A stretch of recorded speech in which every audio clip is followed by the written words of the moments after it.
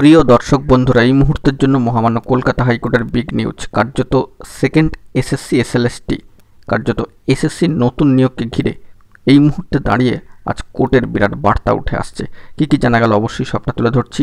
Urgent ভিত্তিতে ভিডিওটা কিন্তু ক্রিয়েট করা, তো ভিডিওটিকে শেষ পর্যন্ত দেখবেন, কোনোভাবে স্কিপ করবেন না।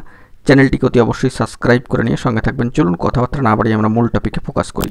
এই মুহূর্তে দাঁড়িয়ে এসএসসির নতুন নিয়োগ ঘিরে কার্যত কোর্টের বিরাট বার্তা উঠে আসছে।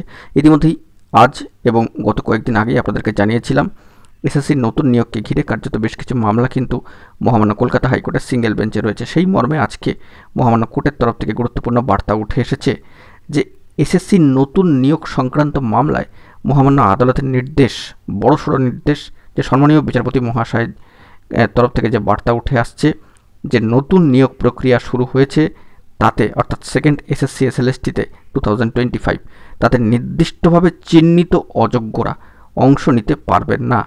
আরও একবার বিষয়টিকে খেয়াল করবার জন্য চেষ্টা করবেন। নির্দিষ্টভাবে যারা চিহ্নিত অযোগ্য তারা অংশ নিতে পারবেন না, তাদের ছাড়াই সংগঠিত করতে হবে নিয়োগ প্রক্রিয়া।